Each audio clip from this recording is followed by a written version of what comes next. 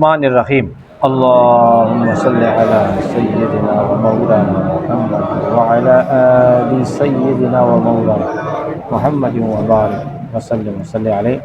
حاضرین محترم، ناظرین اور سامعین، دورہ تفسیر القرآن پارہ نمبر 18 رکوع نمبر 9 سورہ نور آیت نمبر 21۔ اللہ تعالیٰ کی پاک بارگاہ میں انتہائی عاجزی سے دعا ہے کہ وہ ہمیں دنیا آخرت کی ایمانی کامیابیاں عطا فرمائیں۔ گزشتہ سبق میں واقعہ افک پر ڈیٹیل کے ساتھ بحث مکمل ہوئی اور اس بحث کے کچھ ضمنی نکات آج ابتدائی طور پہ ڈسکس کرنے کے بعد ہم آج کی آیت کی تفسیر پڑھیں گے۔ گزشتہ درس میں آپ نے ایک صحابیہ رضی اللہ تعالی عنہ اور دو صحابہ رضوان اللہ تعالی علیہما، ان دونوں کو بحیثیت مجرم ملزم دیکھا اور ساتھ ان کے صحابیہ کو یعنی کہ تینوں کو، اور پھر انہیں 80 کوڑے لگائے گئے۔ انہیں مسلمان ہونے کی حیثیت سے یا صحابی ہونے کی حیثیت سے یا کسی قبیلے کے ساتھ اٹیچمنٹ ہونے کی حیثیت سے یا پھر ان میں سے جو صحابیہ ہیں وہ پتہ ہے کون ہیں؟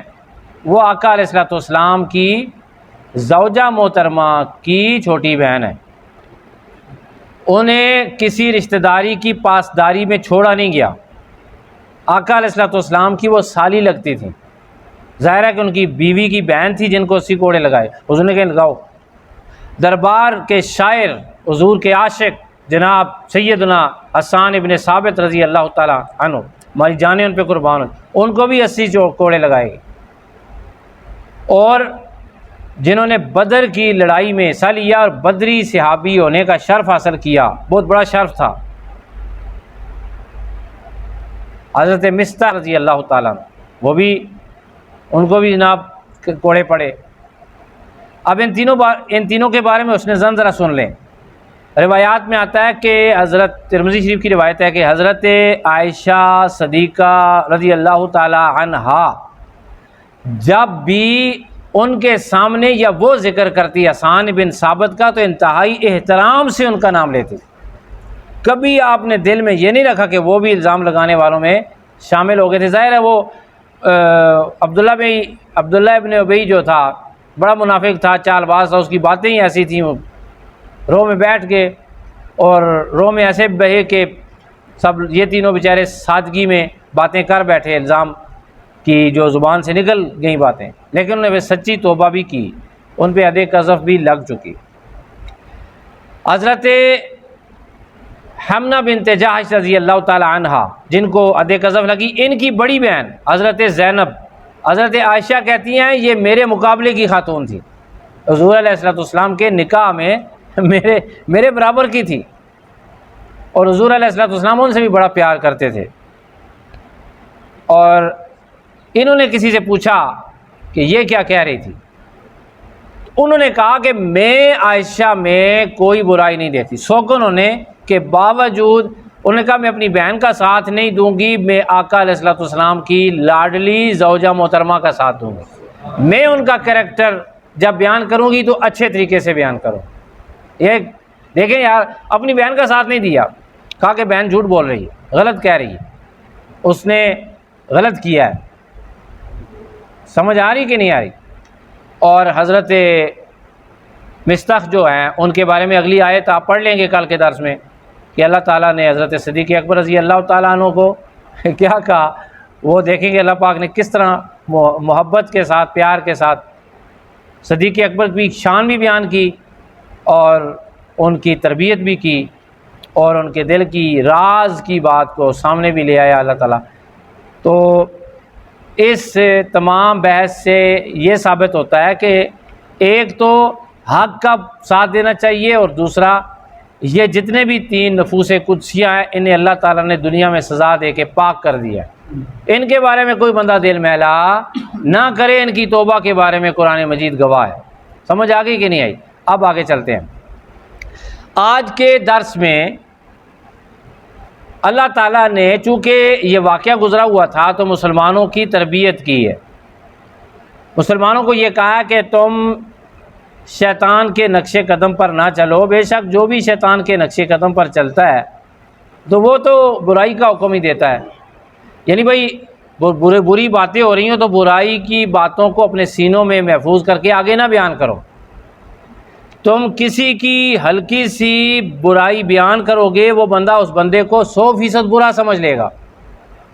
اب میں نے بات کی جی، مثال کے طور پہ میں کہتا ہوں جی فلاں بندہ ایویں ہی ہے، ٹھیک نہیں ہے جی، استغفر اللہ، یہ بہت بڑی بات ہے میں نے جو کہی، میں اس کو مذاق سمجھ کے بھول جاؤں، ہو سکتا ہے اسی کی وجہ سے میں لٹکایا جاؤں قیامت کے دن، اسی کی وجہ سے دنیا میں کسی آزمائش کے شکار ہو جاؤں، اسی کی وجہ سے قبر میں مجھے سانپ کھائیں۔ کسی بھی شخص کی مذاق کے ساتھ بھی برائی پیٹھ پیچھے نہیں کرنی چاہیے۔ اللہ تعالیٰ فرماتا ہے یہ شیطان کے کام ہے، اور جو بندہ شیطان کے نقش قدم پر چلے گا رب تعالیٰ اسے عذاب عطا فرمائے گا۔ اور یہ جو شیطان ہے یہ کیا کرتا ہے؟ تمہیں برائی کا حکم دیتا ہے۔ ایک بات یاد رکھے یہاں پر، شیطان ایک دم آپ کو کسی بڑے گناہ میں مبتلا کر کے جہنم میں نہیں پھینکواتا۔ خطوہ کہتے ہیں چھوٹا سا قدم، یہ چھوٹی سی برائی جو کہ بڑے گناہ کے ساتھ اٹیچ ہوتی ہے، چھوٹا گناہ جو کہ بڑے گناہ کے ساتھ ریلیٹڈ ہوتا ہے، اس چھوٹے سے گناہ کی طرف دعوت دے گا، پھر وہ گناہ انسان کو اگلا گناہ کرنے کے بارے میں بادر بنائے گا۔ چھوٹی غلطی بڑی غلطی کو جنم دیتی ہے، پھر انسان کیا ہوگا؟ بڑی بڑی غلطیاں کرے گا اور سیدھا جنت کے پڑوس میں چلا جائے گا، جنت میں نہیں جائے گا۔ تو اللہ پاک نے اس سے منع فرمایا ہے۔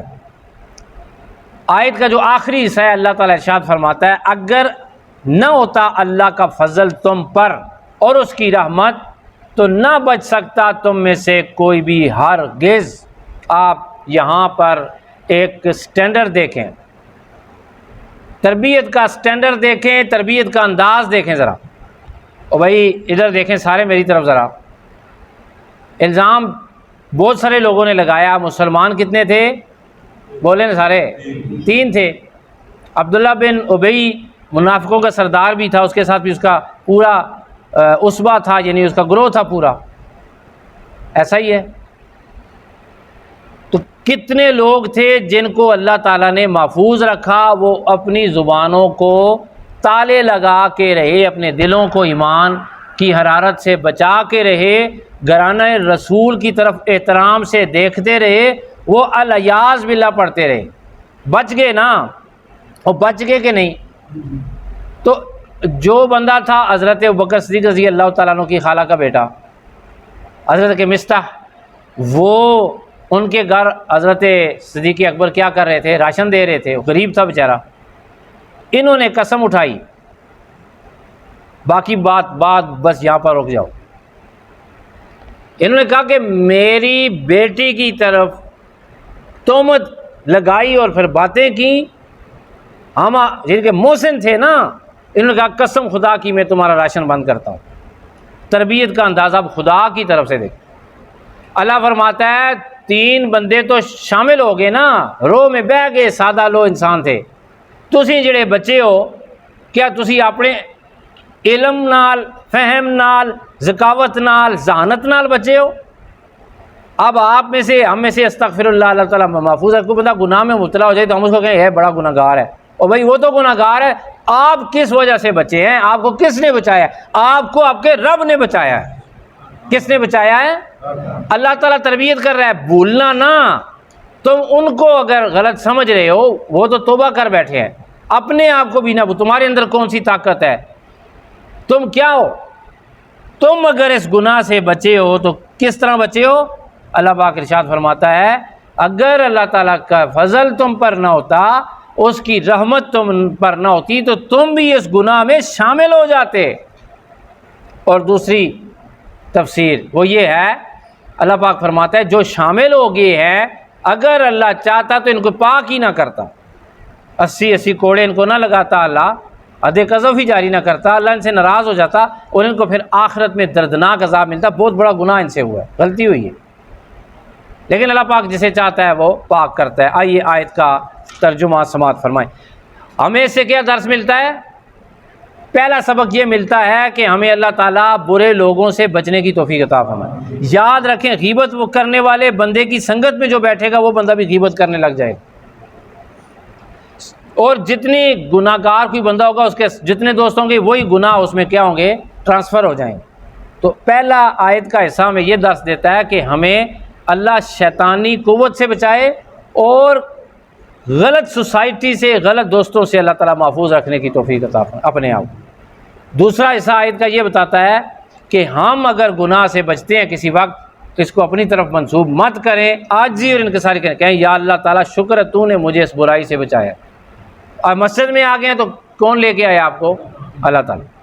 اللہ ارشاد فرماتا ہے یا ایھا الذین آمنوا لا تتبعوا خطوات الشیطان، اے ایمان والو نہ چلو شیطان کے نقش قدم پر، وَمَن يَتَّبِعْ خُطُوَاتِ الشَّيْطَانِ فَإِنَّهُ يَأْمُرُ بِالْفَحْشَاءِ وَالْمُنكَرِ، اور جو چلتا ہے شیطان کے نقش قدم پر تو وہ حکم دیتا ہے اپنے پیروکاروں کو بے حیائی کا اور برے کاموں کا۔ وَلَوْلَا فَضْلُ اللَّهِ عَلَيْكُمْ، اور اگر نہ ہوتا تم پر اللہ کا فضل، وَرَحْمَتُهُ، اور اس کی رحمت، مَا زَكَا، تو نہ بچ سکتا، مِنکم، تم میں سے، من احد ابدا، کوئی بھی ہرگز، ولیکن اللہ یزکی من یشاء، ہاں اللہ تعالیٰ پاک کرتا ہے جسے چاہتا ہے، واللہ سمیع علیم، اور اللہ تعالیٰ سب کچھ سننے والا اور جاننے والا ہے۔ وآخر دعوانا ان الحمد للہ رب العالمین۔